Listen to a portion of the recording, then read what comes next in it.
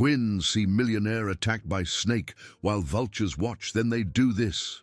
The March sun beat down on the dirt road connecting Cedar Creek to Flat Rock when Emily and Sarah abandoned their rag dolls to watch the strange movement at the nearby curve. The 4-year-old twins were accustomed to playing in the shade of the mesquite tree that grew in the yard of the humble home they shared with their grandmother Frances. But today, something different caught their attention. A black car was stopped awkwardly in the middle of the road, its driver's side door swinging open in the wind. Emily, always the braver of the two, held her sister's hand and approached slowly, their bare feet making noise on the loose stones of the path. She whispered for Sarah to look, pointing to a figure collapsed beside the vehicle. It was a middle-aged man, well-dressed with a white button-down shirt already stained with dirt and dark dress pants. Arthur Vance, 52, lay unconscious on the rocky ground, his pale face contrasting with his graying hair. Known throughout the region as a prosperous and generous cattle merchant, he had left his ranch early for a business meeting when his car suffered a mechanical failure on the deserted road. What frightened the girls most, however, was not seeing the unconscious man, but the coral snake moving slowly around his left arm. The reptile, with its red, black, and white bands, seemed in no hurry, exploring the still body with dangerous curiosity. Sarah murmured that Grandma always said that snake could kill, pulling her sister back. Emily, however, noticed something else in the sky that made her blood run cold. Vultures were beginning to form ever smaller circles above them, their black wings cutting through the hot Texas afternoon air. The birds seemed to sense an opportunity they shouldn't waste. Emily said with a determination surprising for her age that they couldn't just leave him like that. The two girls ran to the mesquite tree and broke off dry branches, returning to scare the snake away with sharp movements. The disturbed reptile slithered away among the stones, disappearing into the undergrowth. The twins screamed for help in unison, their childish voices echoing through the arid landscape. It took a few minutes for John Baker, a neighboring farmer passing by with his mule loaded with firewood, to hear the cries and approach. The 60-year-old man, with skin weathered by the sun and calloused hands, quickly dismounted when he saw the scene. He exclaimed in shock, asking what had happened as he knelt beside Arthur. Emily, still holding the dry branch, explained that the snake had been on his arm. John Baker examined Arthur carefully and soon noticed the bite marks on his forearm. He told the girls to run home and ask Mrs. Francis to call Dr. Miller, urging them to hurry. As the twins ran towards their grandmother's house, John did what he could to keep Arthur stable. The merchant was alive, but his breathing was irregular and his arm was beginning to swell noticeably. Frances, a 68-year-old woman suffering from heart problems, moved as fast as her frail legs would allow. She sent a neighbor on a bicycle to fetch the doctor from town, knowing that every minute could make a difference. When Dr. Miller arrived in his old pickup truck, Arthur was already showing severe signs of envenomation. The doctor said they needed to get him to the hospital in Cedar Creek immediately, helping John load the unconscious man. The girls watched everything in silence, still processing the gravity of what they had witnessed. Sarah cried softly, worried about the fate of the stranger they had tried to help. Emily kept her eyes fixed on the abandoned car, as if expecting its owner to return at any moment. Sarah asked her grandmother if he was going to be okay, tugging on Frances's torn dress. The old woman sighed, stroking her granddaughter's graying hair, and replied that only God knew. 3 days passed with no news. Frances tried to maintain a normal routine, but the girls constantly asked about the man from the road. They had formed an emotional connection, and to the event, feeling responsible for what had happened. On Thursday morning, a familiar car arrived at the door of the simple house. It was Arthur Vance, still pale but conscious, accompanied by his wife, Eleanor. He had made a point of coming personally to thank the girls who had saved his life. He told them they were his little heroines, kneeling to be at their height, saying that if it weren't for them, he wouldn't be here today. Eleanor watched everything with a cold expression, clearly uncomfortable with the situation.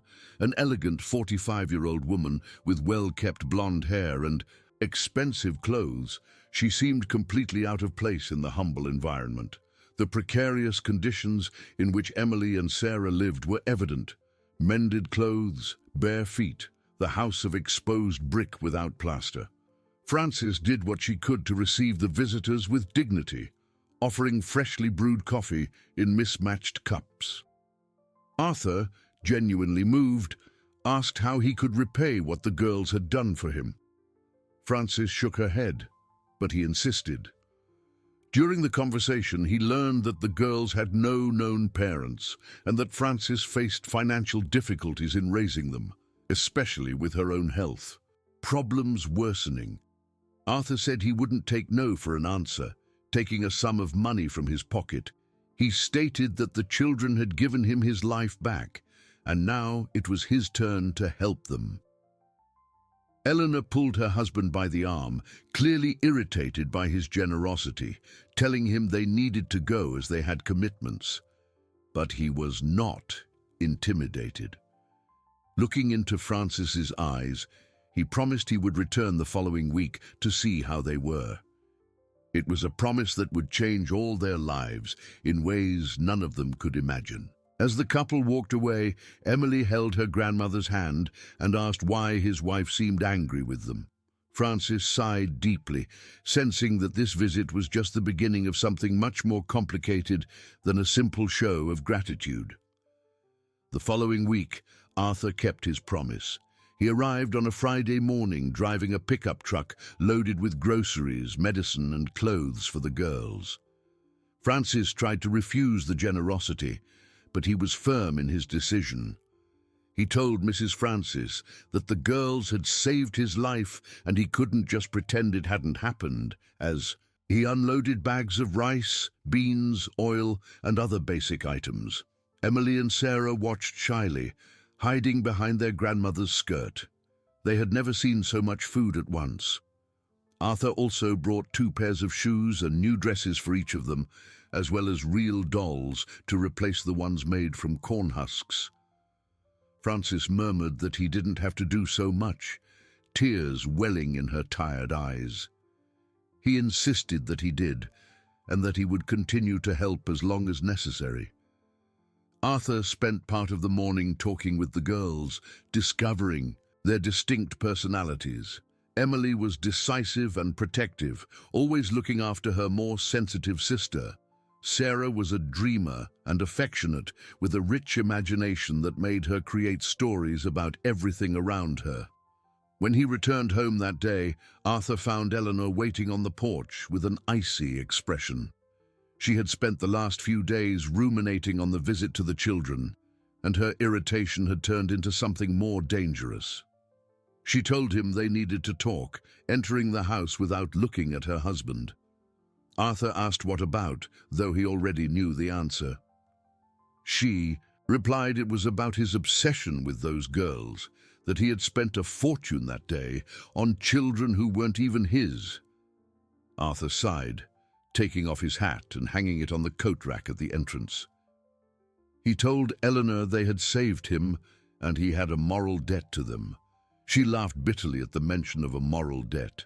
She asked if he, at 52, had thought about how this looked, a man his age taking such an interest in 2 little girls.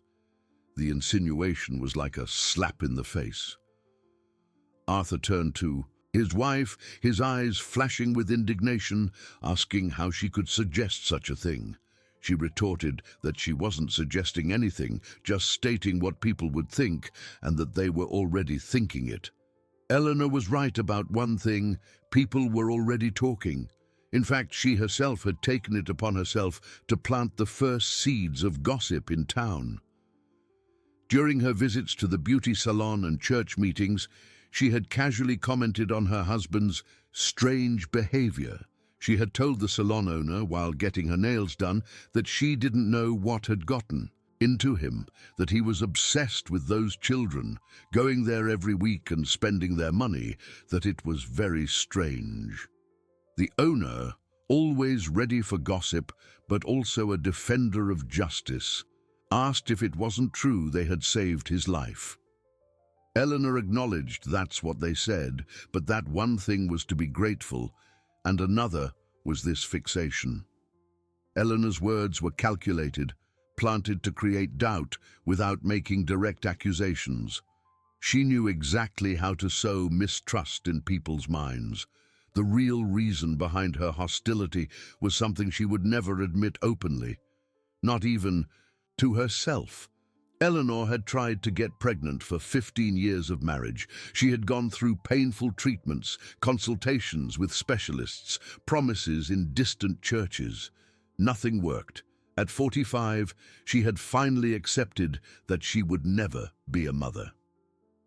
Seeing her husband show so much affection for two orphan girls awakened a deep pain she had tried to bury. It was easier to turn that pain into anger and sabotage than to face her own feelings of failure and envy. Arthur, for his part, didn't fully understand his own motivations. There was something about the twins that touched. A part of his heart he thought was dead.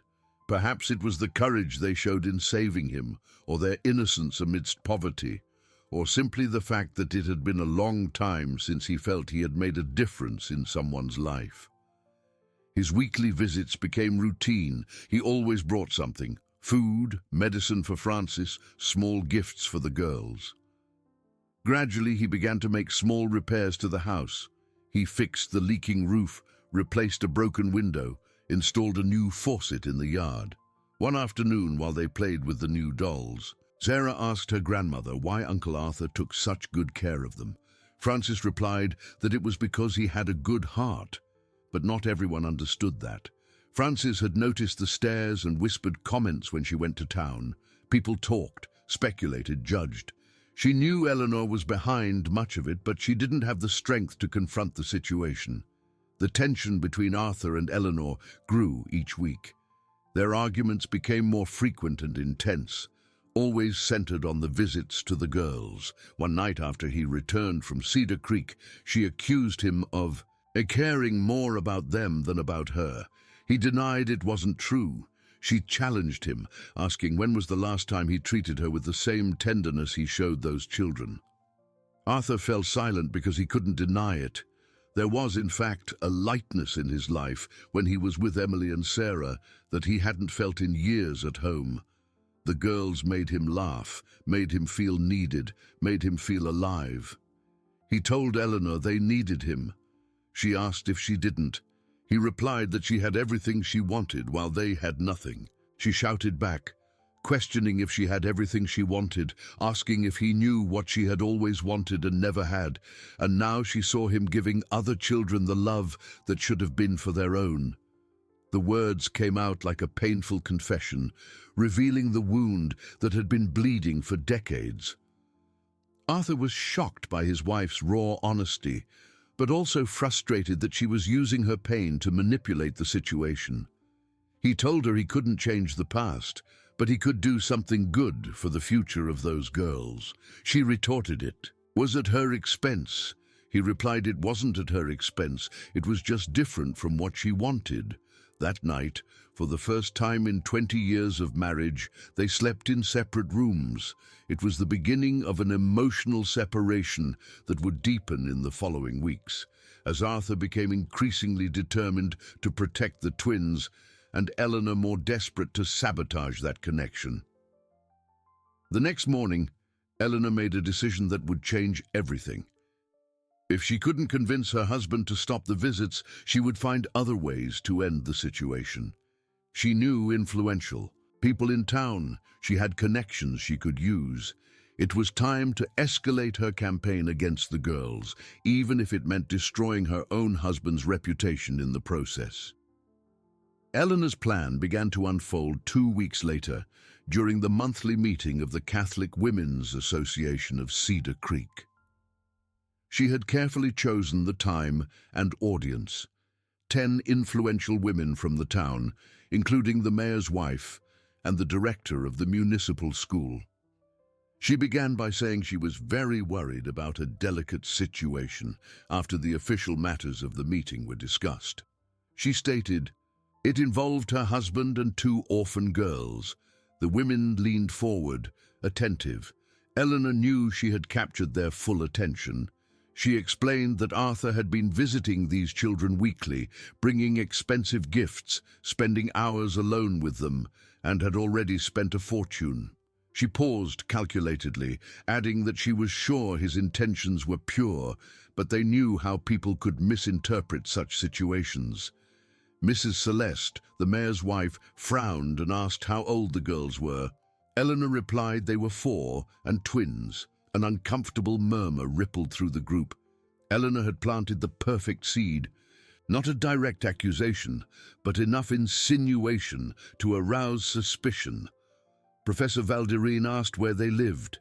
Eleanor answered that it was with an elderly grandmother in a very poor house on the road to Flat Rock, and that the situation was worrying. Mrs. Celeste insisted, asking how it was worrying. Eleanor sighed dramatically, saying she didn't want to speak ill of anyone, but the supervision was minimal. An old, sick woman taking care of 2 little girls, a grown man visiting constantly, and she hoped they understood her concern. The women began to whisper among themselves.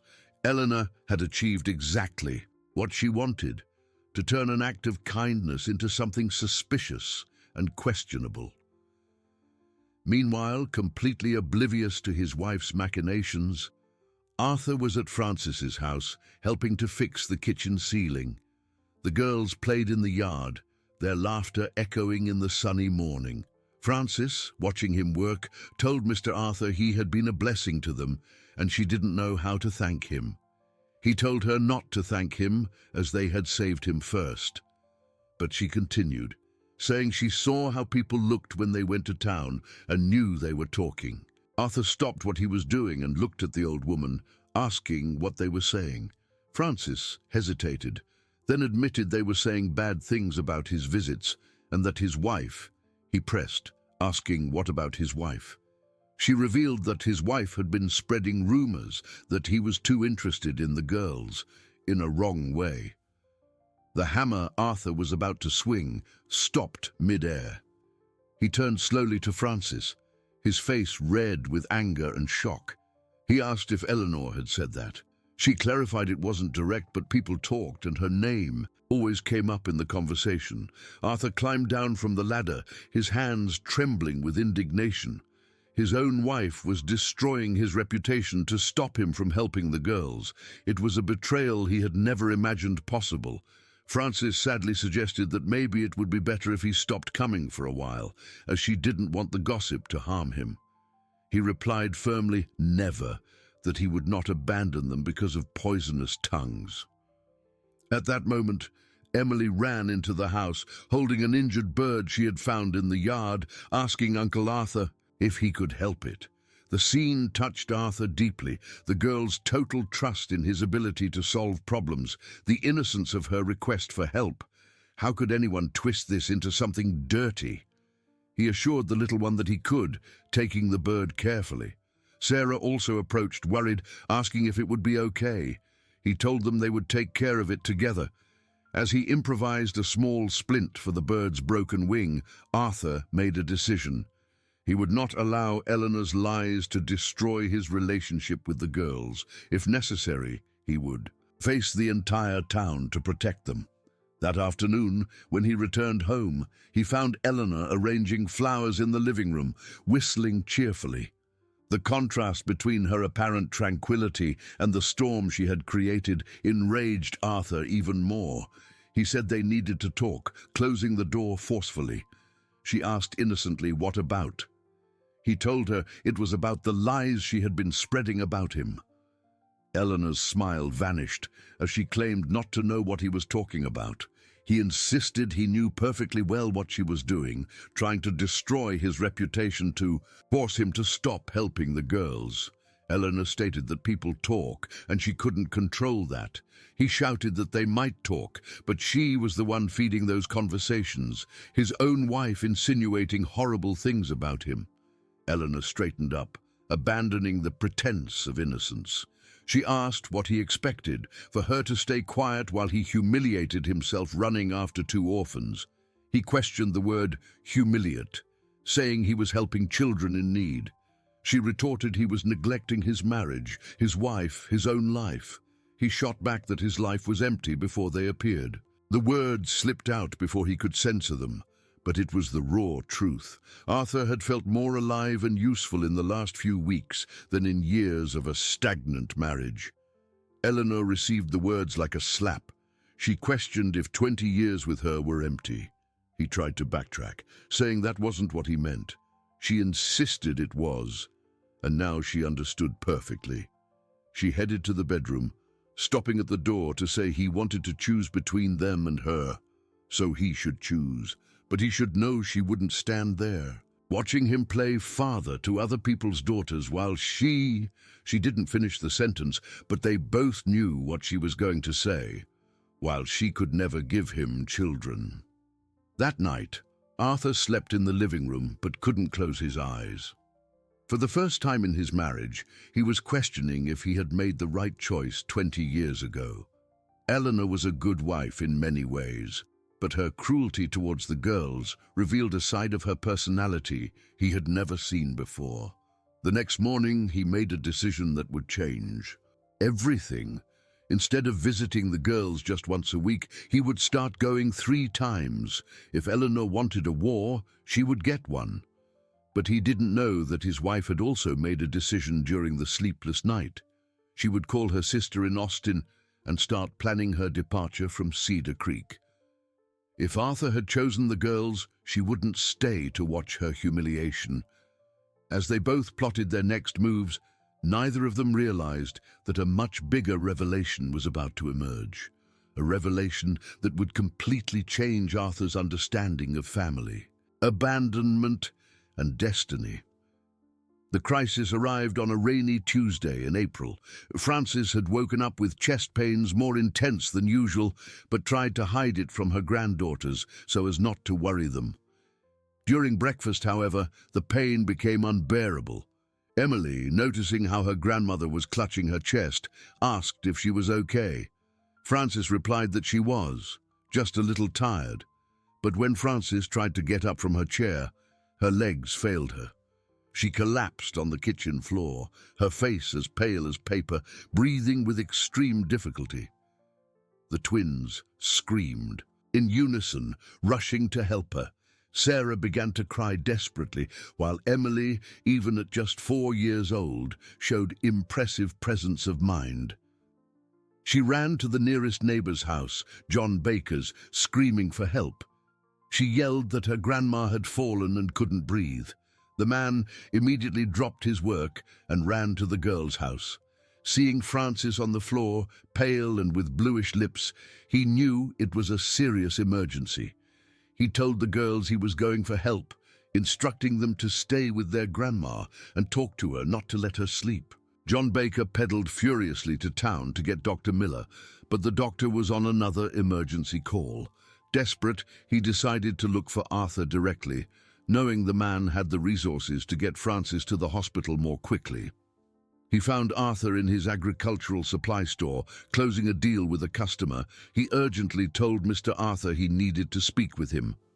Arthur asked what had happened. John explained that Mrs. Frances was very ill, very serious, and the girls were alone with her. Arthur immediately abandoned his business. Within minutes, he was driving his pickup truck towards the twins' house, John beside him, giving updates on Frances's condition. When they arrived, they found a scene that broke Arthur's heart. Emily was sitting on the floor next to her grandmother, holding her hand and talking softly. Sarah was huddled in a corner, sobbing silently. Emily exclaimed his name when she saw him, saying her grandma couldn't talk right. Arthur knelt beside Frances. The old woman was conscious but clearly having a heart attack. Her eyes filled with tears of relief when she saw him. She whispered his name with difficulty, mentioning the girls. He told her not to worry about anything, that they would take her to the hospital right away. With John Baker's help, Arthur carried Frances to the pickup truck. The twins clung to him, terrified at the thought of losing the only family they knew. He told them they were coming with him, helping them into the vehicle, saying he wouldn't leave them alone. The trip to the Cedar Creek Hospital was tense. Frances fainted twice on the way, and the girls cried non-stop. Arthur drove like he had never driven before, making silent prayers that they would arrive in time. At the hospital, Frances was immediately taken to the emergency room. The doctor, Dr. Carvalho, examined her quickly and confirmed what everyone feared: an acute myocardial infarction. He told Arthur they would do what they could, but her condition was very serious, complicated by her age and cardiac history. Arthur stayed in the waiting room with the girls, who clung to him as if he were their own father. Emily constantly asked questions about her grandmother's condition, while Sarah had stopped crying but was completely silent, clearly in shock. He asked John Baker, who had stayed to help, if the girls would be okay. John replied that if anything happened to Mrs. Frances, those children had no one else and would have to go to an orphanage in Austin. The idea of Emily and Sarah being taken far away to a place where no one knew or cared about them was like a punch to Arthur's gut. He looked at the two little girls sleeping exhaustedly in his arms and made a decision that would change all their lives. He said with determination that it wouldn't happen, that if necessary, he would take care of them himself. John Baker looked at him in surprise, asking if he was sure, as it was a huge responsibility. Arthur replied that he was absolutely sure. 3 hours later, Dr. Carvalho came out of the emergency room with a serious expression. Arthur stood up immediately, waking the girls. He asked how she was. The doctor explained they had managed to stabilize her for now, but the next day would be crucial. She was very weak, and her heart was functioning at only 40% capacity. Arthur asked if he could see her. The doctor allowed it, but only for a few minutes, and hesitated about the children. Arthur asked if they could see their grandmother too. The doctor hesitated, but something in Arthur's expression convinced him to allow it for just a moment. Frances was connected to several machines, very pale but conscious. When she saw her granddaughters, her eyes filled with tears. She murmured their names. Emily asked if she was going to get well, holding her grandmother's fragile hand. Frances whispered that she would try. Frances looked at Arthur with a pleading expression, saying if she didn't make it, he promised he would take care of them before she could even finish the sentence, telling her to rest easy. The relief on the old woman's face was visible. She knew her granddaughters would be in good hands, no matter what happened. That night, Arthur took the girls to his house for the first time. Eleanor wasn't there. She had gone to visit her sister in Austin, claiming she needed time to think about the marriage. The large, luxurious house impressed the twins, who had never seen such elegance. Arthur prepared the guest room for them, putting extra mattresses on the floor so they could sleep together, as they were used to. At bedtime, Sarah asked if Grandma was coming home. Arthur chose his words carefully, saying he didn't know, but what he did know was that they would always have a home, always have someone to take care of them. Emily asked directly if it would be with him. He replied, if they wanted, yes. The girls looked at each other, a silent conversation passing between them. Then Emily spoke for both. They wanted to stay with him, Uncle Arthur, because he was good to them. That night, Arthur barely slept. He knew his decision to care for the girls would cause an earthquake. In his life, Eleanor would never accept the situation, and the community would surely question his motives. But for the first time in years, he felt he was doing something truly important. What he didn't know was that his decision would trigger a series of revelations that would completely change his understanding of his own past and the destiny that had united his life with the twins in a much deeper way than he could ever have imagined. Eleanor returned from Austin 3 days later, expecting to find the house empty, and her husband regretful of his nonsense with the orphans. Instead, she was greeted by childish voices echoing through the halls and the smell of oatmeal being prepared in the kitchen. She shouted Arthur's name, dropping her bags in the entryway, asking what this meant. He appeared at the kitchen door, wearing an apron she had never seen before, with flour on his hands and a serene expression on his face. He explained that Frances had a heart attack and the girls were with them temporarily. She repeated temporarily, her voice rising an octave, asking if he was serious. At that moment, Emily and Sarah appeared shyly behind Arthur, still in their pajamas. It was the first time they had seen Eleanor up close, and the hostility on her face frightened them immediately. Emily said good morning politely, as Frances had taught her. The woman completely ignored the greeting, fixing her furious eyes on her husband. She demanded to speak with him now in private. Arthur bent down to the girls' level, telling them to finish their breakfast and that he would talk to Mrs. Eleanor and be right back. The home office became the stage for an explosive argument. Eleanor paced back and forth like a caged animal, gesturing violently. She yelled at him, asking if he had completely lost his mind, bringing 2 strangers into their house. He retorted that they weren't strangers. They were the children who saved his life. She asked if that was reason to destroy their family. He questioned what family, asking when was the last time they behaved like a real family. The question left her momentarily speechless. It was true that for years they had lived more like roommates than husband and wife, but she had never admitted it even to herself. She recovered her composure, saying that wasn't the point. The point was, he brought 2 children into their home without even consulting her. He explained their grandmother could pass away at any moment and they had no one else. She asked what their obligation was in that there were institutions for such situations. He stared at her in disbelief, questioning if she wanted him to send 2 4-year-old girls to an orphanage when he could care for them there. She screamed that she couldn't. She couldn't live in that house with them there, constantly reminding her of what she could never give him. The confession came out like a cry of pain, revealing the deep wound Eleanor carried. Arthur felt a moment of compassion for his wife, but his determination did not waver.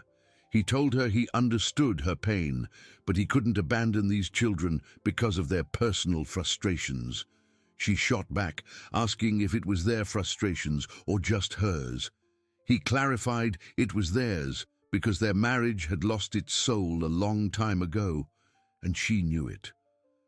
Eleanor stopped pacing and faced him, tears finally streaming down her face. She stated that he was choosing them or her. He replied that he was choosing to do what was right. She asked if she wasn't what was right. Arthur sighed deeply, saying she was his wife and always would be. But if she couldn't accept that these girls needed them, then... She asked what then? Would he kick her out of her own house? He said he wouldn't kick anyone out, just that he wouldn't abandon 2 orphans to maintain the appearance of a marriage that was already dead. The words cut like a blade. Eleanor headed to the door, stopping only to deliver one last blow. She said fine, he wanted to play daddy so he could do it alone, but he shouldn't expect her to make it easy for him. She slammed the door, leaving Arthur alone with the weight of his choices. When he returned to the kitchen, he found the girls sitting at the table in silence, having clearly heard part of the argument. Sarah, with a small voice, asked if Mrs. Eleanor didn't like them. He sat between them, choosing his words carefully. He explained that Mrs. Eleanor was sad about things that had nothing to do with them, that sometimes adults get like that when their hearts are hurting. Emily asked if her heart was hurting. He confirmed it had been for a long time. Sarah innocently suggested they could help heal it. The question touched Arthur deeply. He told them they already helped, just by existing, but some wounds only the person themselves can heal. In the following weeks, the tension in the house became unbearable. Eleanor barely spoke to her husband and completely ignored the girls. When she passed them in the hallways, she would turn her face or change direction. The twins, sensing the hostility, tried to make themselves invisible. They spoke softly, played, quietly, and apologized for everything. Arthur saw the fear returning to their eyes, and it made him furious with his wife. One night, he told Eleanor they didn't deserve this treatment. She retorted, asking if she deserved to have her house invaded. He corrected her, it was their house, and they hadn't invaded anything. He had brought them. She agreed. He had brought them, so he should assume all responsibility. And that's exactly what Arthur did. He completely took over the girls' care, preparing their meals, helping with their baths, telling them stories at bedtime. With each passing day, he felt more connected to them and more distant from Eleanor. It was during one of these nights, as he was putting the girls to sleep, that he received an unexpected visit. His mother, Carmel, 78, had arrived from the capital after being informed of the situation by gossiping neighbors. She entered the living room with her cane and a stern expression, telling Arthur they needed to talk about these children. He told his mother it was late, and the girls had just fallen asleep. She replied that was exactly why they were talking, about those girls, and about some things he needed to know. Arthur noticed something strange in his mother's tone. There was a gravity there that went beyond normal maternal concern. He asked what things. Carmel sat down heavily in the armchair, her trembling hands gripping the handle of her cane firmly.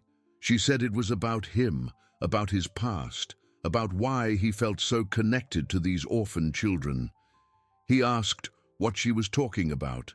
She said she was talking about the fact that he was also abandoned as a baby, and that she never had the courage to tell him. The ensuing silence was deafening. Arthur felt as if the floor had disappeared from under his feet. He asked what she meant by abandoned. She explained he was not her biological son, that she and his father had found him one December morning just a few days old in a basket on the church steps, with only a note saying his parents couldn't care for him. The words hit Arthur like physical blows. His whole life, his whole identity, his whole understanding of himself had just crumbled. He asked why they never told him. She replied it was because he was their life, their joy. And they didn't want him to feel different or rejected. They wanted him to grow up knowing he was loved. He argued that he grew up with a lie. She firmly stated no. He grew up with love, and the origin of his blood didn't change that. Arthur sank into a chair, processing the devastating revelation. Suddenly, his instinctive connection with Emily and Sarah made much more sense. He recognized in them his own vulnerability, his own abandonment that he had lived without knowing. He asked if there was more, fearing the answer. Carmel hesitated, but finally nodded. She confirmed there was much more he needed to know about these girls, things that would change everything he thought about coincidences and destiny. Carmel took a deep breath before continuing, her hands trembling slightly as she held her cane. She warned Arthur that what she was about to tell him would hurt, but that he needed to know, especially now. He urged his mother to speak. She revealed that those girls had Vance blood.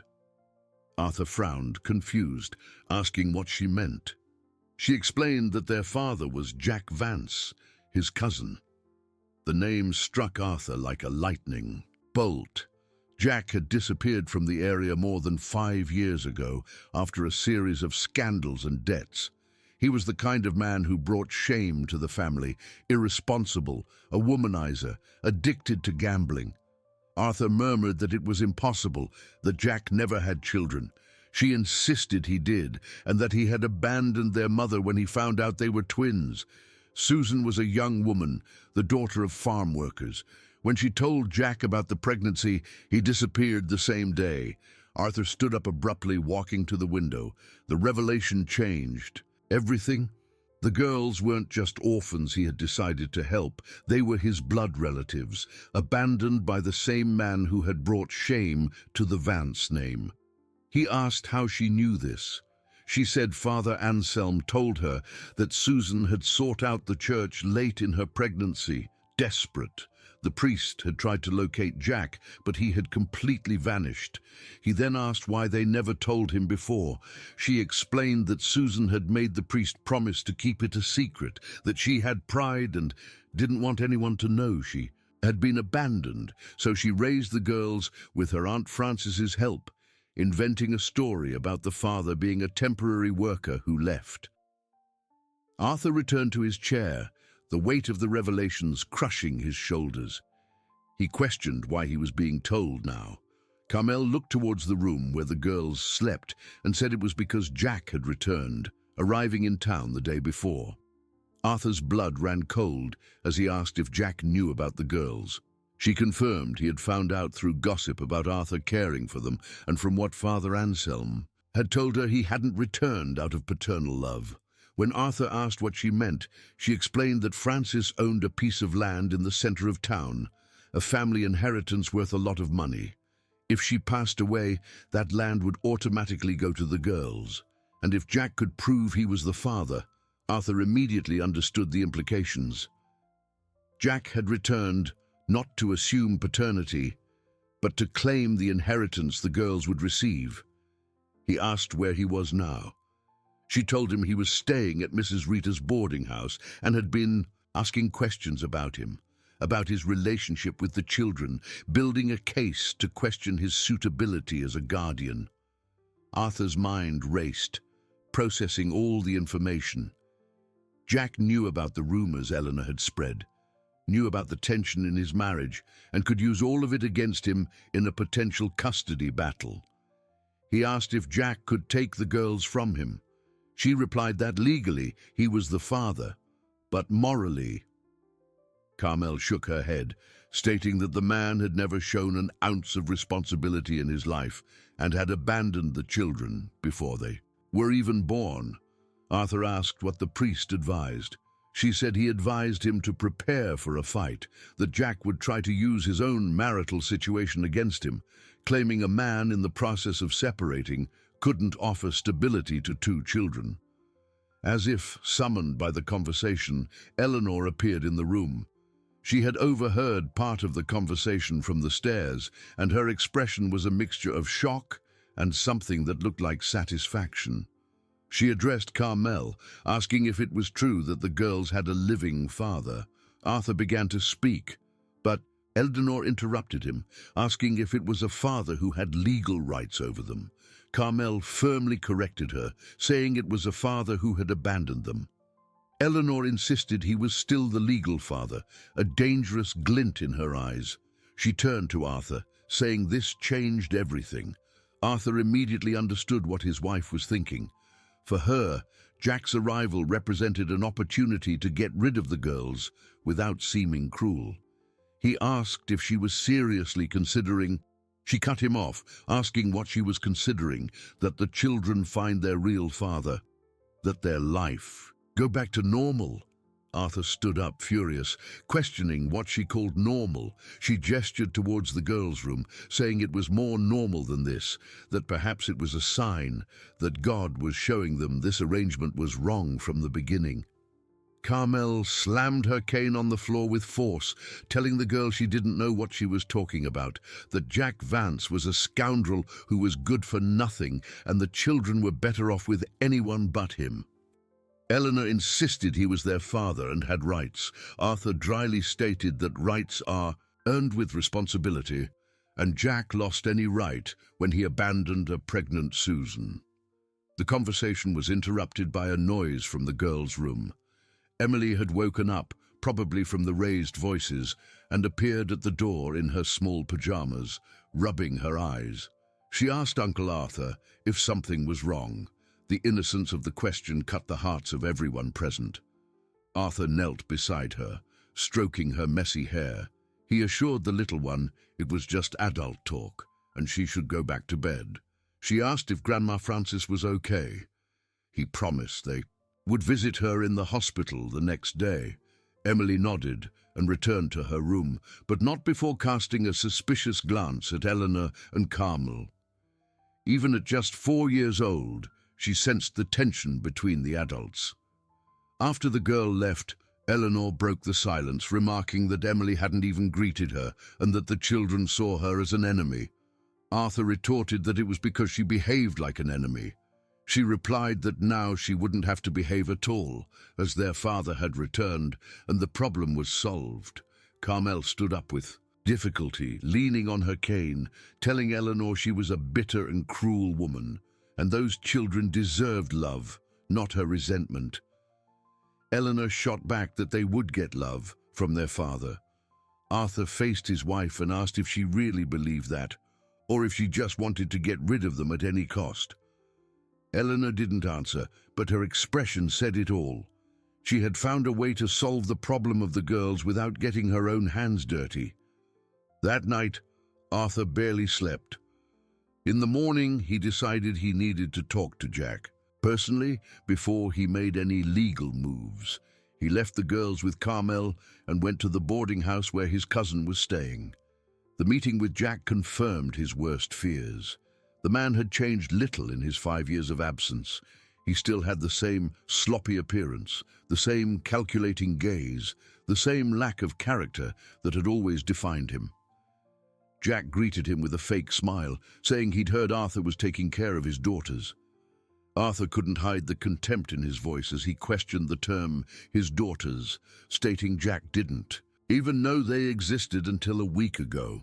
Jack claimed he always knew, he just wasn't in a position to raise them at the time. Arthur asked if he was now. Jack laughed, a humorless sound, saying he was in a position to give them what they were entitled to, their father's name, a real family. Arthur scoffed at the idea of a real family, reminding him he abandoned their mother when he heard about the pregnancy. Jack dismissed it as the past, saying the future was what mattered, and in the future his daughters would be with him. Arthur realized that any appeal to conscience would be useless. Jack had made his decision, motivated not by paternal love, but by greed. The battle for the girls was just beginning, and it would be more brutal than he had ever imagined. The news that Jack had formally filed for custody of the girls came to Arthur through the family lawyer, Mr. Henry Murray. The 60-year-old man, with decades of experience in family law, did not try to soften the severity of the situation. He told Arthur in his office that legally Jack had a significant advantage as the biological father, and a judge would need very strong reasons to deny him custody. Arthur questioned if even his abandonment of the pregnant mother would be enough. The lawyer explained it would be difficult to prove legally, as they had no documents, only testimonies, and Jack was claiming he tried to contact Susan but was prevented by her family. Arthur stood up abruptly, pacing to the window, exclaiming it was a lie. Mr. Murray acknowledged it might be a lie, but it was his word against people who were no longer alive. Susan could no longer testify, and Frances... The lawyer paused, delicately, asking about her condition. Arthur replied she was stable but fragile, and the doctors didn't know if she could withstand much more stress. The lawyer concluded they couldn't count on her testimony, and Jack knew it. Arthur returned to his chair, the weight of the situation pressing on his shoulders, and asked what their chances were. Frankly, the lawyer said, they were small, unless they found something that definitively proved Jack was an unfit father. Arthur questioned if abandoning his daughters wasn't enough. The lawyer explained it wasn't when he claimed repentance and a changed life, saying he had been working away, saving money to properly care for them. When Arthur asked about the inheritance, Frances's land, Mr. Murray sighed, saying they couldn't prove financial motivation without concrete evidence, and even if they could, it wouldn't automatically nullify his paternal rights. That same day, Arthur had a devastating surprise when he got home. Eleanor was in the living room, chatting animatedly with Jack. They looked very comfortable, as if they were old friends. Jack greeted Arthur with false cordiality, saying his wife and he were just discussing the girl's future. Arthur shot a cold look at Eleanor and asked, "What future?" Eleanor replied it was a future where they finally had a normal life with their real father, that Jack had told her about his plans to take the girls to Austin, where he had better opportunities. Arthur laughed bitterly, questioning what better opportunities, asking Jack what he did, since he didn't even have a steady job. Jack claimed he did, that he got a job at a transport company with a good salary and his own house, and he could offer stability to his daughters. Arthur knew it was a lie, but couldn't prove it at that moment. Jack had carefully prepared his story. Arthur asked where the girls would stay while he worked. Jack said he had an aunt in Austin who could care for them, a trustworthy lady named Mrs. Sebastiana. Arthur corrected him, calling her a stranger, saying they would stay with a stranger while their father worked all day. Eleanor added with venom in her voice that it was better than staying with a man who wasn't even real family. Arthur shouted that he was more family to them than Jack ever was. Jack interrupted, saying he understood Arthur had grown fond of the girls, but he couldn't deny his right as a father, that they were his blood. Arthur retorted it was blood he had despised when he learned they existed. At that moment, Emily and Sarah appeared in the room, returning from playing in the yard. Jack's presence made them visibly uncomfortable. He crouched in front of them, saying he was their daddy and had come to take them to live with him. The twins looked at each other, confused and scared. Sarah hid behind Emily, who stared at Jack with suspicion. She repeated, "Our daddy," saying their grandma always said their daddy had gone to heaven. Jack lied, saying their grandma was confused, that he had been traveling, working far away, but always thinking of them. Emily, with the relentless logic of children, asked why he never came to see them if he was always thinking of them. Jack hesitated, without a ready answer. Arthur seized the moment, extending his arms and calling the girls to him. They both ran to him immediately, seeking protection. Sarah whispered that they didn't want to go. He assured the little one that he knew. Eleanor watched the scene with growing irritation, telling Arthur to stop confusing the children, that they needed to accept reality. Arthur faced her, questioning her definition of reality, stating the reality was that this man was a stranger to them, and they were happy and safe here. Jack stood up, declaring the reality was that they were his daughters and would go with him whether they wanted to or not. The coldness of the statement shocked even Eleanor. The girls began to cry, clinging to Arthur as if he were their only salvation. Emily screamed that they didn't want to go. They wanted to stay with Uncle Arthur.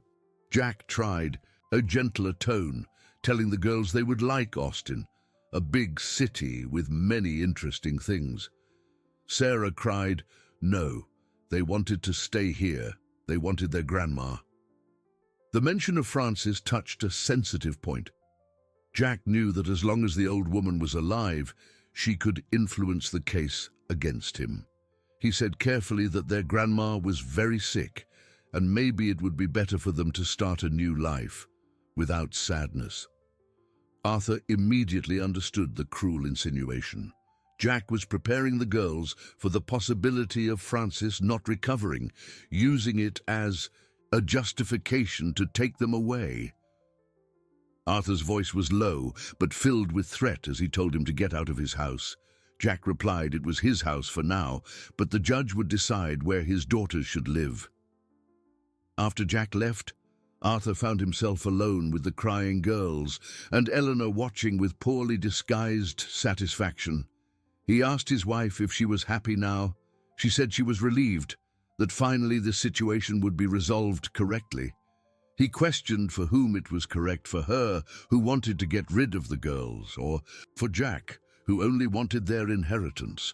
She replied it was for all of them, asking if he didn't see it as a sign that maybe they should have focused on solving their own problems instead of getting lost in charity.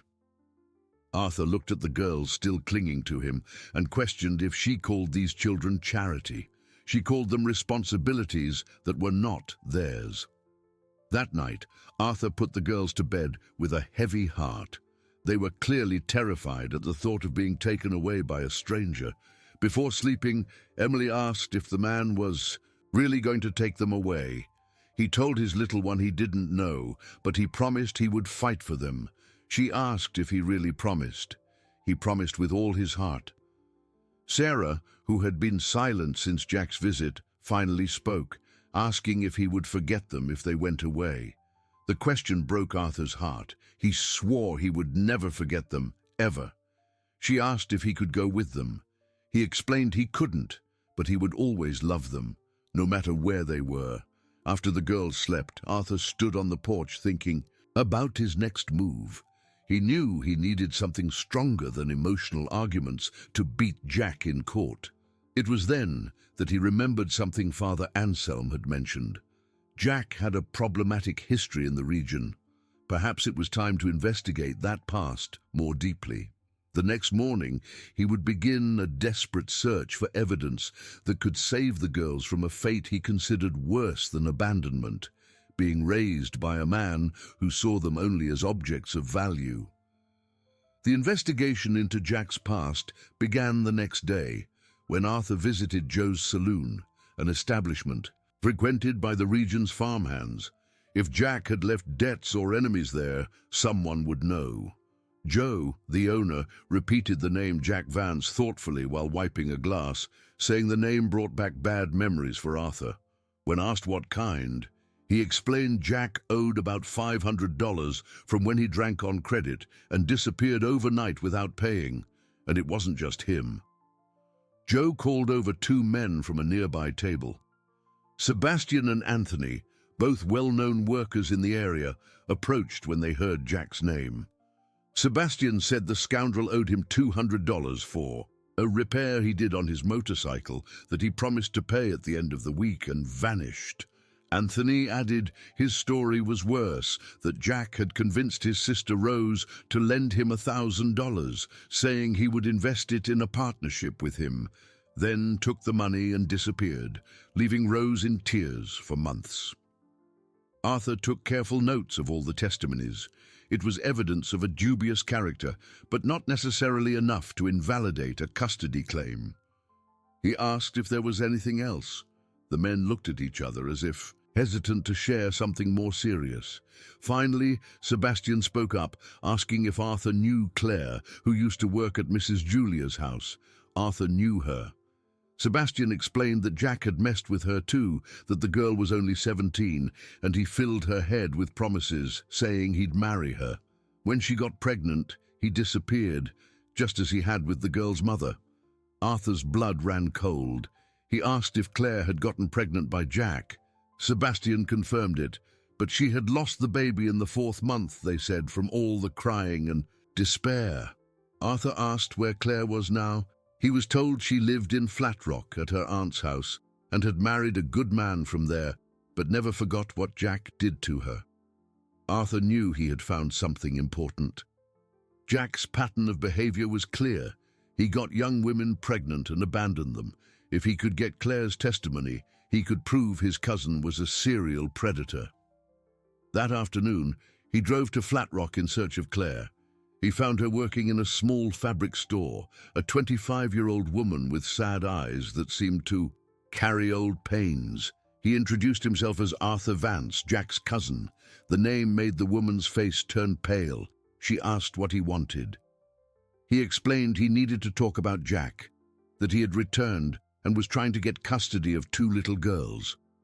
She repeated, "little girls," her voice trembling, and he confirmed they were the daughters he had with Susan Sanders, that they were under his care, but he wanted to take them. Claire sat down in a chair, her legs trembling. She exclaimed, "My God," and asked if he was going to do to those children what he did to her. Arthur said that's why he needed her help. He needed her to tell the judge what kind of man he really was. For an hour, Claire recounted her story with painful details.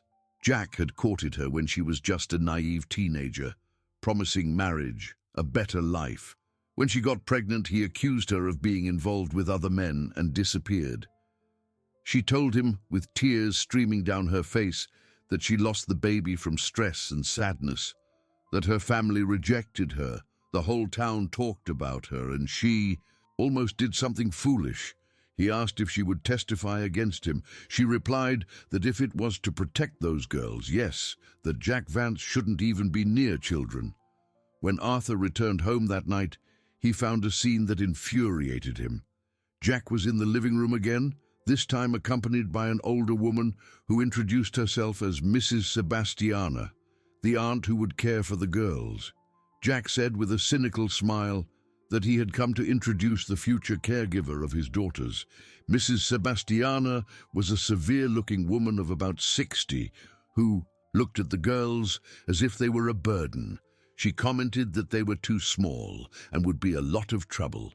Jack replied, it was nothing she couldn't handle. The important thing was they would have a home. Emily and Sarah hid behind Arthur, clearly intimidated by the woman. Mrs. Sebastiana made no effort to be kind or welcoming. She asked if they knew how to behave because she had no patience for tantrums. Eleanor quickly answered that they were very obedient children and caused no trouble. Arthur could no longer contain himself. He told them to get out of his house now. Jack calmly told Arthur he was just preparing the girls for the move and the judge would decide soon. Arthur insisted that until then they would stay with him, and Jack had no right to bring them there without his authorization. Jack stood up, but before leaving he made a statement that chilled Arthur's blood. He told his cousin he'd been asking questions about him around town and warned him to be careful not to get himself into trouble. After they left, Arthur found the girls crying in their room. Sarah had wet the bed out of fear, and Emily was trying to comfort her. Emily sobbed to Uncle Arthur that the mean woman said if they wet the bed, they wouldn't get to eat. Arthur asked if she had said that. Emily confirmed it, and that a girl who cries a lot gets spanked until she stops. Arthur hugged them both tightly, feeling a murderous rage against Jack. How could a father choose such a woman to care for his own daughters? He promised them they would never go without food and that no one would ever hit them. That night, Arthur made a risky decision. He called Mr. Murray and asked to speed up the process. He wanted a hearing as soon as possible before Jack found out about his investigations and tried to sabotage his evidence. The lawyer warned him that accelerating could be dangerous, as Jack had had time to prepare his defense while they were still collecting evidence. Arthur insisted it didn't matter. He couldn't let the girls suffer this tension any longer. When the lawyer asked what if they lost, Arthur replied that at least they tried, but he couldn't stand by while that man terrorized two innocent children.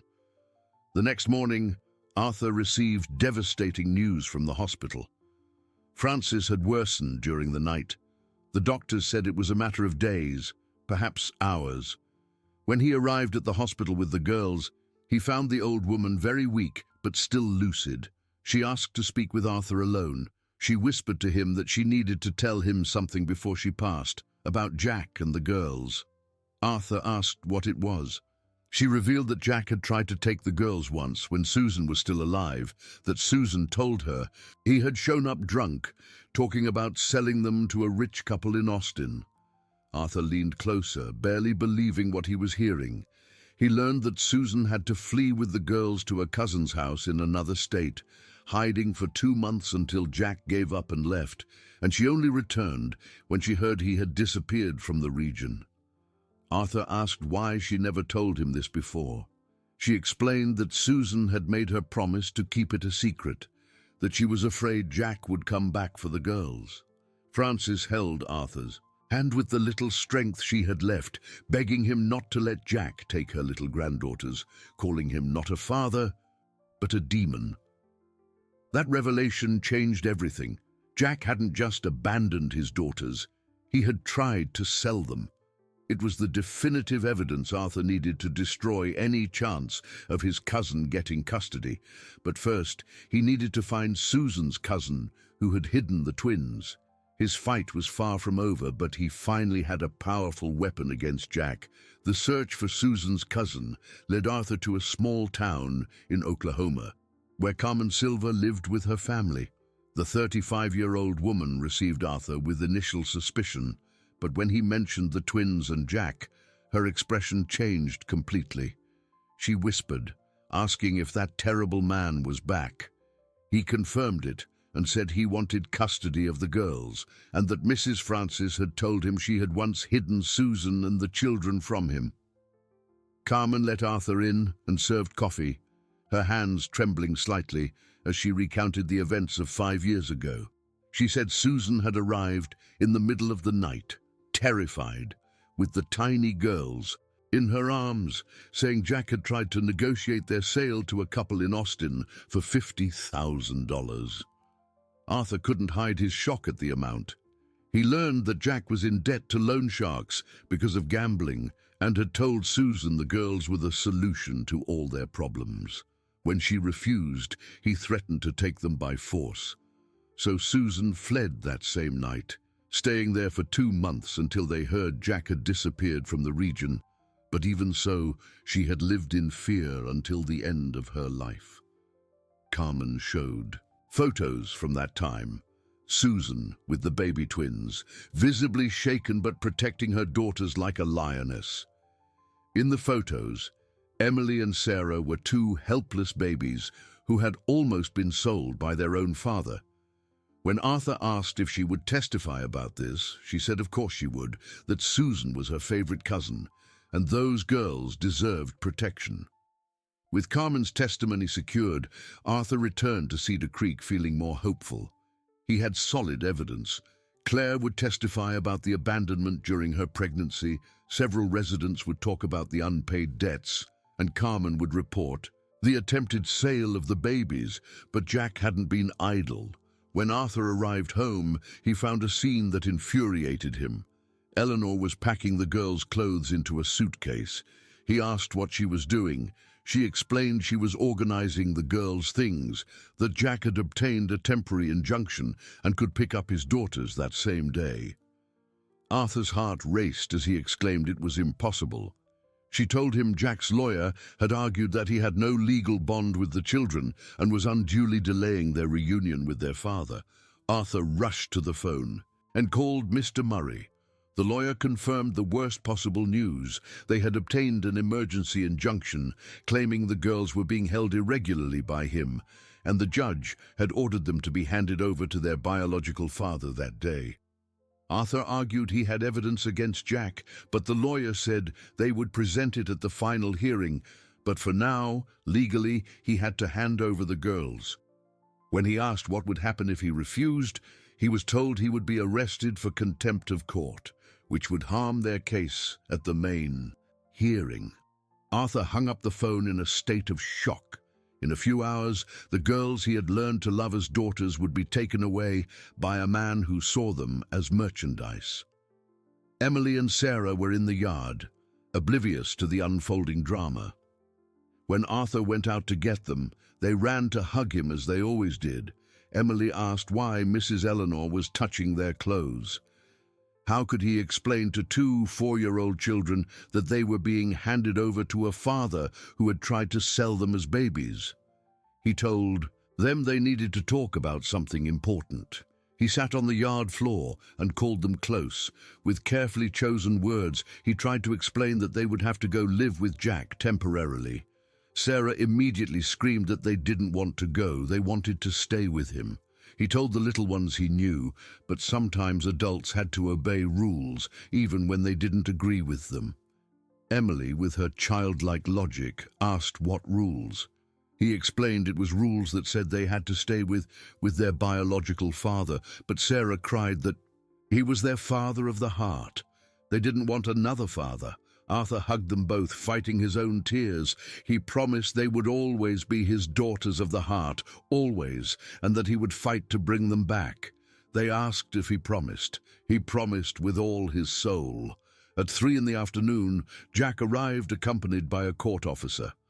He came in an old, noisy pickup truck, very different from the comfortable cars Arthur used to take the girls on outings. He announced with ill-disguised satisfaction that it was time. The girls clung to Arthur, crying desperately. The scene broke the hearts of everyone present, except Eleanor and Jack. Jack impatiently told the girls not to make a scene, that they would get used to it soon. Emily, inventing a name she had never used before, cried out for Daddy Arthur, begging him not to let Jack take them. The child's desperate plea made even the court officer show discomfort. But the order was clear and had to be carried out. The officer told Mr. Arthur he understood it was difficult, but he needed his cooperation. With a broken heart, Arthur knelt to the girls' level.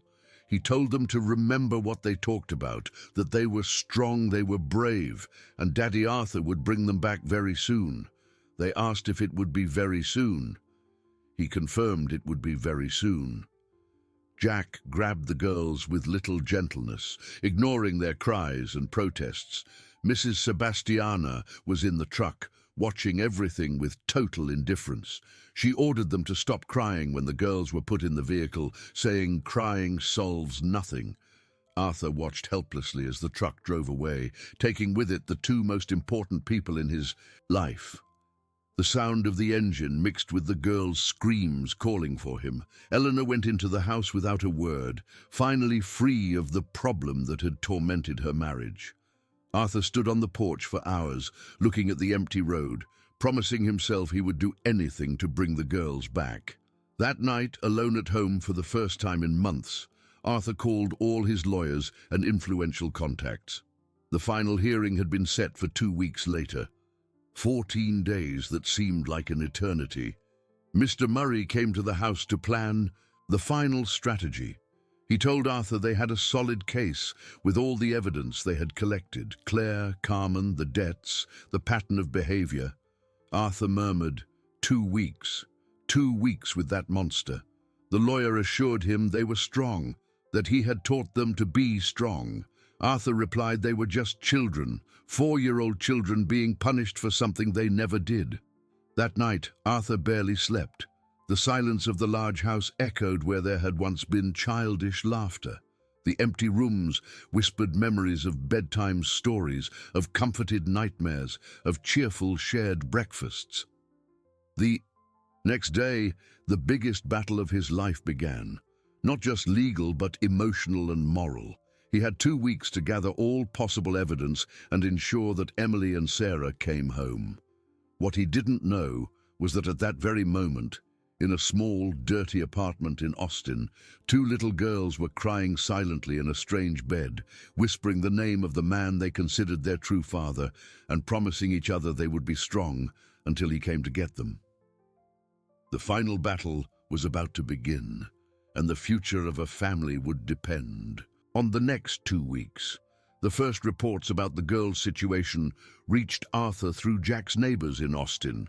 Father Anselm had asked acquaintances to keep an eye out, and the news was devastating. The priest told Arthur during a call that the children were in need, that Mrs. Sebastiana left them alone all day while she worked, and Jack only showed up to sleep. When asked what kind of needs, the priest explained it was insufficient food, dirty clothes, and according to the neighbors, they cried a lot during the night. Arthur clenched his fist tightly, asking if he could do anything, if he could visit them.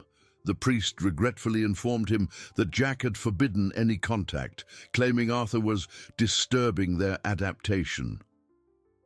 With each passing day, Arthur felt more desperate. Mr. Murray worked tirelessly preparing the case, but the legal system seemed to move at a torturous pace while 2 children suffered. It was on the 5th day of separation that something unexpected happened. Claire called Arthur, her voice trembling with anger. She told Mr. Arthur that Jack had approached her the day before. When asked how, she explained he came to the store where she worked, said he knew she was going to testify against him, and offered her money to change her story. Arthur's blood ran cold. He asked how much. She replied $5,000 for her to say their story was consensual, that she was never abandoned pregnant. When she refused, he threatened her. When asked how, she said he claimed to know people who could complicate her husband's life at work, that he could spread lies about her in town. She told Mr. Arthur she was scared, but she wouldn't lie, that those children needed protection. Arthur felt a mixture of anger and admiration for Claire's courage. He promised to arrange protection for her and that Mr. Murray would register this bribery attempt. But Jack didn't stop there. The next day, John Baker sought out Arthur, visibly disturbed. He told Mr. Arthur that two men had shown up at his house the previous night and said it wouldn't be good for him to talk about Jack at the hearing. When asked who the men were, he said he didn't know them, but they were the kind you don't want to cross. The situation was getting out of control. Jack was using intimidation to silence witnesses, proving exactly the kind of man he was. But it also showed he was desperate, which meant he knew the evidence against him was strong. On the seventh day, Arthur received a call that changed everything. It was Carmen, Susan's cousin, and she was crying. She told Mr. Arthur she had managed to talk to the girls. When asked how, she explained Jack had called her the day before, saying the girls were asking for him and that maybe a conversation with her would help them accept the new situation. She continued saying she spoke to them on the phone, and they were in a terrible state, crying, thin, saying they wanted to go home, and Emily told her that the woman who cared for them yelled a lot and that they were hungry. When asked if they were hungry, Carmen confirmed that according to Emily, they only ate properly when Jack was home. The rest of the time, the so-called Sebastiana only gave them bread and margarine. Arthur felt a murderous fury rise in his chest. When he asked if there was anything else, she revealed the worst part. Emily told her that Jack brought strange men to the apartment at night, men who looked at them in a weird way, and that they were afraid to leave their room when it happened. The revelation was like a punch to the gut. Jack was exposing the girls to dangerous, possibly criminal situations.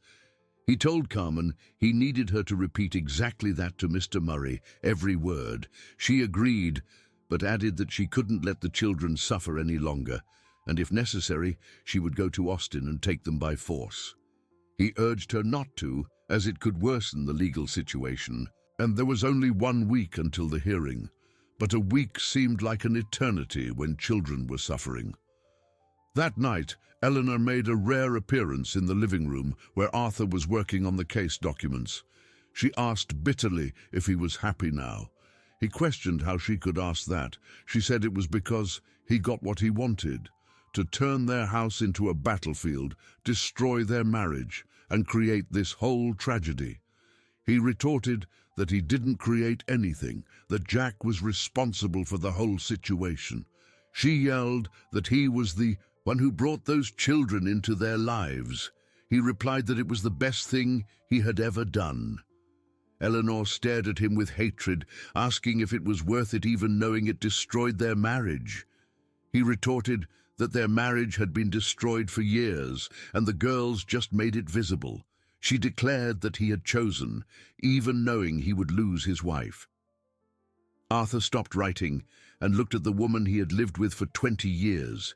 He told her that if she forced a choice between those children and anything else in the world, he would always choose them, always. When she asked if he would, even if they might not come back, he swore they would. And when they did, he wanted her to leave his house. The final declaration of separation was pronounced without anger, only with cold determination. Eleanor nodded, as if she'd been expecting it for a long time. She said she had already packed her bags and would go to Austin the next day to live with her sister, and when this whole madness was over, he could contact her to discuss the division of assets. He told her she could have whatever she wanted, he just wanted the girls back. The next morning, Eleanor left without saying goodbye. Arthur watched the taxi take away 20 years of marriage and felt only relief. He was now completely alone in the fight for the girls, but also completely free to fight without compromises or external pressures. 3 days before the hearing, Mr. Murray brought alarming news. He told Arthur that Jack had hired a very good lawyer, a family law specialist known for winning impossible cases. When Arthur asked what that meant, the lawyer explained that Jack wasn't playing around, that he had invested heavily in this process, which confirmed his financial interests in the girls. Arthur asked if the evidence they had wasn't enough. The lawyer said it was strong, but Jack's lawyer could argue it was all rumors and revenge, and they needed something more concrete. It was then that Arthur made a risky decision. That night, he drove to Austin and stood vigil at the building where Jack lived with the girls. He wanted to see with his own eyes how they were being treated. What he saw made him sick. Through a ground-floor window, he could see the girls sitting on an old sofa, alone eating dry bread. They were noticeably thinner, with dirty clothes and disheveled hair. Emily was hugging Sarah, who was crying silently. Even from a distance, he could see they had lost the joy that had always characterized them. When Jack arrived home around 11 at night, he brought 2 suspicious men with him. Arthur saw the girls run to their room as soon as they heard the key in the door. It was all he needed to see. At the hearing, he would fight not just for custody of the girls, but for their salvation from a situation that was becoming more dangerous every day. He returned to Cedar Creek, determined to win, no matter what it took. The 2 children who had saved his life now needed him to save theirs. The morning of the hearing dawned gray and rainy, as if the sky itself anticipated the gravity of what was to come. Arthur woke up before the sun after a virtually sleepless night and prepared for the most important battle of his life. At the Cedar Creek courthouse, a small crowd had gathered. The news of the custody dispute over the twins had spread throughout the region, dividing public opinion. On one side were those who supported Arthur, farm workers, local merchants, people who knew his character. On the other, some argued that blood is blood, and that Jack had rights as the biological father. When Arthur arrived at the courthouse accompanied by Mr. Murray, he found Claire waiting on the stairs. The young woman was visibly nervous but determined. She told Mr. Arthur she had received more threats the night before, that Jack had called her house at 2 in the morning, drunk, saying that if she testified against him, her husband would lose his job. Arthur asked if she was sure she wanted to continue, offering to arrange protection, but saying he would understand if she wanted to back out. She refused to give up, saying those girls needed someone to speak the truth for them. Carmen arrived shortly after, accompanied by her husband. She had traveled from Oklahoma specifically to testify, bringing the photos of when Susan hid at her house with the babies. She hugged Arthur, telling him she had prayed all night for the children and that Susan was in heaven, interceding for them. When Jack arrived, he was accompanied by his new lawyer, Mr. Marcus Reese, an elegant man known for his aggressiveness in court. Jack had clearly invested a lot of money in his defense, which confirmed the suspicions about his financial motives. Mr. Murray murmured to Arthur that he had brought in the heavy artillery, that Mr. Rice charged $50,000 per case. Arthur wondered where Jack got that money. A good question for a man who owed money to half the town and could suddenly afford an expensive lawyer. At 9 o'clock, Judge Sebastian Morera opened the session. He was a respected man in the region, known for his impartiality and strict adherence to the law. Arthur knew he would receive no special treatment for being known in town. The judge would rule based solely on the evidence presented. The judge announced they were there to decide the custody of the minors, Emily Vance and Sarah Vance, that the petitioner, Jack Vance, the children's biological father, requested permanent custody, and the respondent, Arthur Vance, the current temporary guardian, contested the request. Mr. Rice spoke first, presenting Jack as a repentant father who had returned to assume his responsibilities.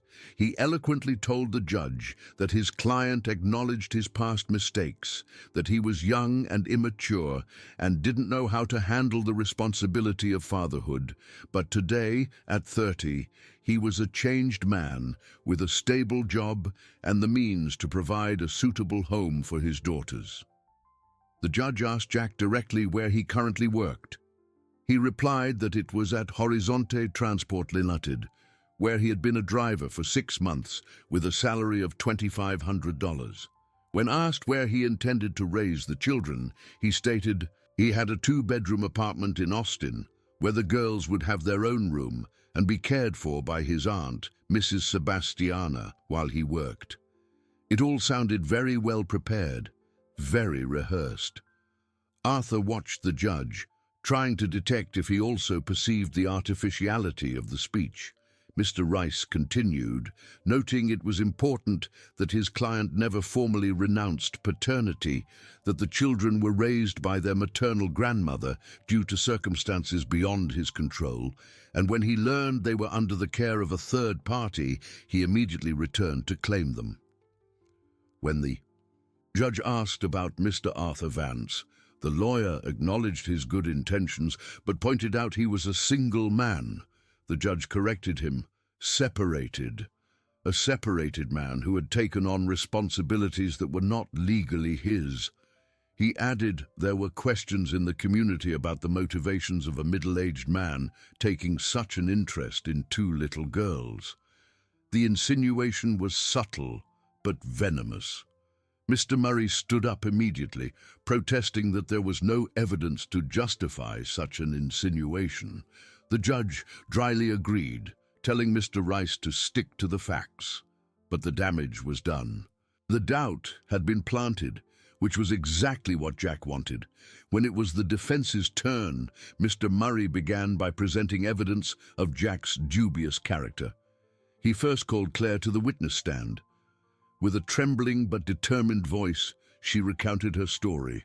The relationship when she was a minor, the pregnancy, the cruel abandonment when Jack learned of it. She testified that he told her he wasn't responsible for accidents and that she should fend for herself, and that she lost the baby from stress and despair. Mr. Rice tried to discredit her testimony, asking if she wasn't just trying to get revenge on his client for a relationship that didn't work out. She retorted, asking if it was revenge, that she had moved past that phase of her life long ago and was there because she knew what kind of man he was and feared for the future of those children. Next was Carmen's turn. She brought the photos of Susan with the babies during the time they were in hiding and reported Jack's attempt to sell his own daughters. She stated that Susan had arrived at her house terrified, saying Jack had found buyers for the girls, $50,000, the price he had put on his own daughters. Mr. Reese attacked again, asking if she had any concrete proof of this allegation, any document or recording. She replied she had the word of her cousin, who had passed away, and the photos, which showed the state she was in when she arrived at her house. The photos were passed to the judge, Susan clearly shaken, the babies malnourished, clear signs of a hasty escape. Mr. Murray then called several residents of Cedar Creek who testified about Jack's unpaid debts, his irresponsible behavior, his reputation as a freeloader. With each testimony, Jack's profile deteriorated, but Mr. Reese was skilled at minimizing the damage, claiming they were youthful mistakes that did not affect his current ability to be a father. The most tense moment came when Mr. Murray requested to question Jack himself. He asked Mr. Jack why he abandoned Susan Sanders when he learned she was pregnant. He denied abandoning her, claiming they were very young and he wasn't able to support a family at that time. Mr. Murray pointed out he disappeared from town the same day she told him about the pregnancy. Jack called it a coincidence, saying he had gotten a job in another state. When asked why he never tried to find out about his daughters in 5 years, he claimed he didn't know where they were, that Susan had moved. Mr. Murray countered, asking if it wasn't true. She lived in the same aunt's house on the same road where she always had. Jack hesitated, realizing he had contradicted himself. When questioned about the allegation that he tried to sell the babies, he called it an absurd lie and said he would never do such a thing. Mr. Murray then asked why Susan fled with the children and hid for 2 months. Jack claimed not to know, suggesting maybe she was confused, suffering from postpartum depression. Mr. Murray was building a solid case, but Arthur knew something definitive was still missing. Jack was skilled at evasion and his lawyer at minimizing evidence. It was then that something unexpected happened. The court officer brought an urgent message to the judge, who paused the hearing. There was a person who wished to testify in the case, who had just arrived at the courthouse. When the door opened, everyone was shocked. It was Frances, supported in a wheelchair, clearly frail but determined. She had left the hospital against medical advice to save her granddaughters. She told the judge in a weak but clear voice that she needed to tell the truth about that man before she departed this world. The silence in the courtroom was absolute as Frances was brought to the witness stand. The 68-year-old woman, visibly frail but with eyes shining with determination, adjusted the microphone with trembling hands. The judge gently asked for her full name. She stated it was Frances Mary Sanders, grandmother of the girls Emily and Sarah. When asked if she was fit to testify, she replied that she was, and that she needed to speak before it was too late. Jack was visibly nervous, whispering urgently with his lawyer.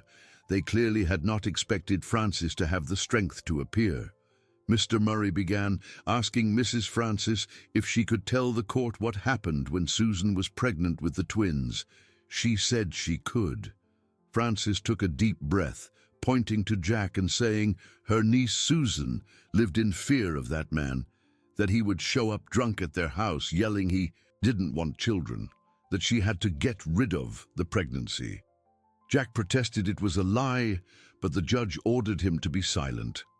Frances continued, her voice gaining strength, saying when Susan told him they were twins, he became furious, saying 2 children would be too much work and expense, and that's when he had the terrible idea.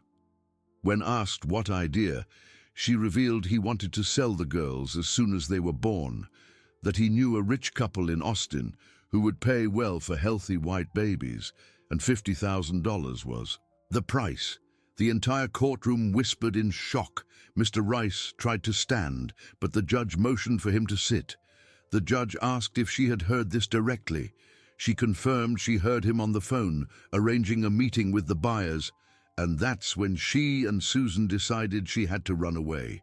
Frances then recounted how she helped her niece escape to Carmen's house, how they lived hidden for months, and most importantly, what happened when Jack discovered where they were.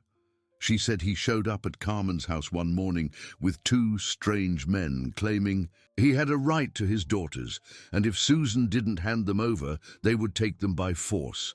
When asked what happened, she explained that Carmen threatened to call the police, and Jack said he would be back when they least expected it. And Susan became so terrified she developed complications in her pregnancy, and the girls were born prematurely because of the stress. The testimony was devastating Jack's defense. Mr. Rice tried to find loopholes, but every word from Frances was precise and charged with genuine emotion. Mr. Murray asked why she never reported Jack to the authorities. She explained that Susan had asked her not to, that she was afraid he would carry out his threats and preferred to live in hiding, raising the girls in poverty, but in safety. When asked about when Susan passed, Frances became emotional, saying in her final moments she made her promise to never let Jack get the girls, that she would rather see them in an orphanage than know they were with him. When asked why, she said it was because she knew he didn't see them as daughters, but as merchandise, as a way to make easy money. It was then that Frances made the most shocking revelation of all, stating she had proof. The entire courtroom leaned forward. Frances asked her companion, a nurse from the hospital, to bring a small box she had brought. She explained that Susan had hidden it with her before she passed, saying one day she might need it to prove the truth. From the box, Francis took out an old cell phone, saying it contained the recordings of Jack's conversations with the girl's buyers. The impact was devastating. Mr. Murray immediately requested to play the recordings in court. After a brief, technical pause, Jack's voice echoed through the room. 2 girls, identical twins, very healthy, 50,000 cash, no installments. Yeah, you can pick them up as soon as they're born. The mother won't be a problem. I guarantee it. The ensuing silence was sepulchral. Jack was pale, his lawyer visibly defeated. There was no way to deny or explain those words. Francis continued, saying there were 3 more recordings, all showing he planned to sell his own daughters. The judge requested all recordings be played. In each one, Jack negotiated details of the sale, treating his future daughters like merchandise, discussing prices and delivery conditions. In the last recording, he was heard saying, "If the mother dies in childbirth, even better, less trouble for everyone." When the recordings finished, many people in the courtroom were crying. Jack's coldness towards his own daughters was shocking even by the lowest standards. Mr. Rice made one last effort, arguing to the judge that the recordings were from 5 years ago, that his client was young and might have changed. But Francis wasn't finished. She asked indignantly if he had changed and why he tried the same thing now. When asked what she meant, she explained that last week he had come to her in the hospital. He thought she was unconscious from the medication, but she heard everything. He was on the phone talking about selling the girl's inheritance, her land in the center of town, as soon as he got custody. When asked if she heard this, she confirmed she heard him say the girls would be an investment that would finally pay off, and that after selling the land, he could get rid of them again. The final blow was delivered. Jack hadn't changed at all. He still saw his daughters only as a source of profit. Mr. Murray then made the final request, asking the judge to have the girls brought to the court so His Honor could see the condition they were in after 2 weeks under the petitioner's care. The judge authorized it. Half an hour later, Emily and Sarah were brought to the court by a social worker. The contrast with their previous condition was shocking. Thin, with dirty clothes, disheveled hair, and above all, a deep sadness in their eyes. The judge gently asked the girls how they were feeling. Emily, always the braver one, spoke first, telling the judge they wanted to go home with Daddy Arthur. When asked why, she replied that there they were happy, but here they only cried. Sarah shyly approached, asking the judge if she could make a request. When he said of course, she asked if he could make the man stop yelling at them and the mean woman stop hitting them. The innocent confession revealed abuse that not even the adults knew was happening. The judge was visibly shaken. He asked if someone was hitting them. Emily replied that Aunt Sebastiana hits them when they wet the bed, and Jack yells that they are a punishment he doesn't deserve. Jack tried to stand and protest, but the judge silenced him with an icy glare. The judge told the social worker to take the girls and not to worry anymore. After a pause for reflection, Judge Sebastian Moreira delivered his decision, stating that given the evidence presented, especially the recordings proving the father's intent to sell the minors, and considering the state of neglect and abuse evidenced, he was granting the request for permanent custody in favor of Arthur Vance. The courtroom erupted in applause. Arthur felt his legs buckle with relief. After a 2-month struggle, the girls would finally be safe. The judge continued, ordering a criminal investigation against Jack Vance for attempted child trafficking and abuse. Jack was handcuffed and led away by the officers waiting in the courtroom. His plan had not only failed, but would lead him to prison. An hour later, in the house that had always been theirs, Emily and Sarah ran through the yard as if they had never left. Arthur watched from the porch, still processing everything that had happened. Emily ran to hug him, asking if they were now his family forever. He promised they were forever, hugging the two girls who had completely changed his life. That night, as he put the girls to sleep in their familiar rooms, Arthur reflected on how a coral snake on a dusty road had been the beginning of a journey that transformed him from an empty man into a father full of love. Frances passed away peacefully 2 days after the hearing, knowing her granddaughters were finally safe. Her last gift was teaching Arthur that family is made not just of blood, but mainly of love, care, and protection. And so, in a yellow house on the outskirts of Cedar Creek, a cattle merchant became the father of 2 brave girls, proving that the greatest miracles in life happen when we least expect them, disguised as tragedies that turn into blessings.